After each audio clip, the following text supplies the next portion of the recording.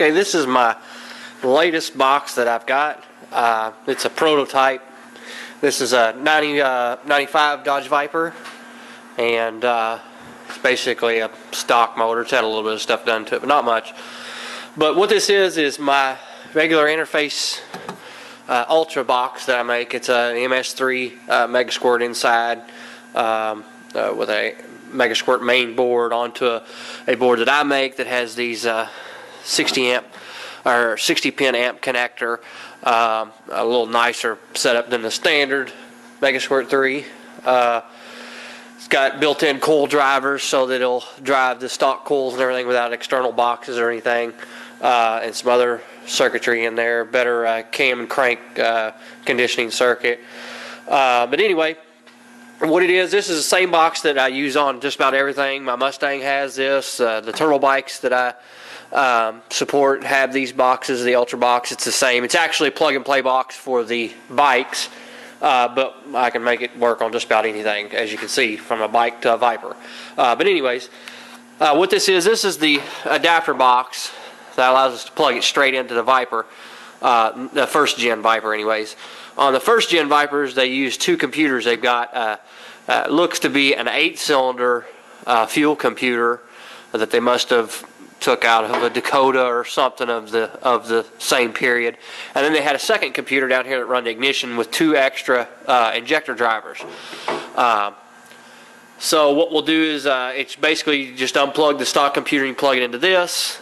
The only thing that I haven't been able to source is the mate to this the ignition computer. I can't find that nowhere. It may just be one of the things that I'll never be able to find it. So you have to tap in the harness for the 5 coils, 2 injectors, and speedometer input. Everything else on the car works. Everything. Fans, AC, reverse lockout on the transmission, tach, speedometer, everything functions like it's supposed to. And I'll show you. It ain't been started up since yesterday, so let's start it up and see what it does.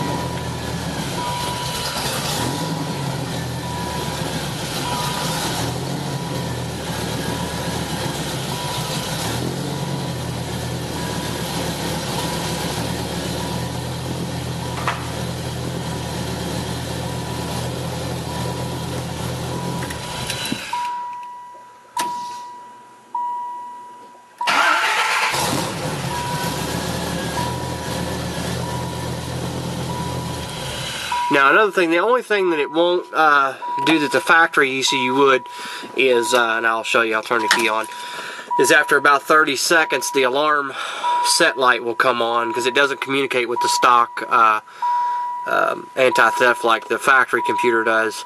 I think there's a way around it. I think there's one wire that you can ground on it and basically disarms the alarm. This car has an aftermarket alarm on it, so I'm not worried about it, but as far as it working with the factory alarm, I'm not 100% sure because as far as I know, the factory alarm's not even enabled anymore, but it will come on here in a minute. As soon as it, I guess it has like a certain time window if the computer, there it is. If it doesn't communicate within a certain amount of time, that'll come on. But the upshift indicator, I have it hooked up to where I can actually use it as a shift light. I can adjust when it comes on.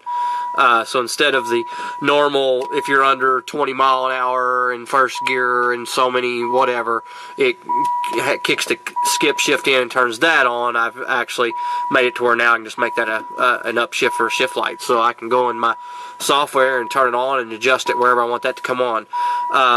Another one is the check engine light.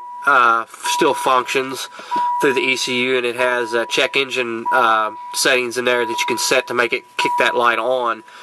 So everything actually functions in the car just like it would from the factory. And the tune that's in there is just a tune that I've just come up with just sitting in the garage here. It's far from completely tuned, but as you see, the car hadn't been started since yesterday, and I never gave it no gas or anything, just hit the key and it fired right up. Now, granted, it didn't idle the greatest right at first, but for something that's not even been out of the garage yet and drove down the road or tuned in any way, shape, or form. I think it's idling pretty good. One thing that's nice about it is that same box, the same main box, can be used on either first gen, second gen, third, I think all the way up to third gen. There's nothing been changed on the motor at all. It's using all 100% factory sensors, just like it would with the stock ECU. The stock cam, the cam gear is stock. It's not a second gen. It's using the stock gear there. Stock map sensor, everything. Idle air control valve. Nothing's been changed on the motor. All I have to do to switch it back to this is unplug this, plug the timing computer back in, and take my ground off there, and it'll fire up on the stock stuff. So there's nothing that is permanent that would have to stay on the car if you did switch it over to this.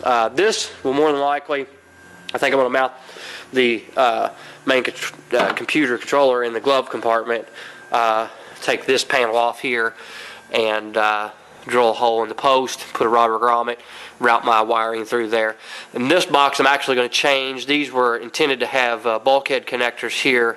I'm going to change this setup here, and it's actually going to have a like a 48 pin connector, Molex connector on there, so that it can be unplugged instead of it being hardwired into it. This is just the prototype for now to see how it works. But so far everything seems to be good. I'm hoping to pretty soon get to do some more testing on it and actually get to drive it and see how it does. But so far it seems to be really good.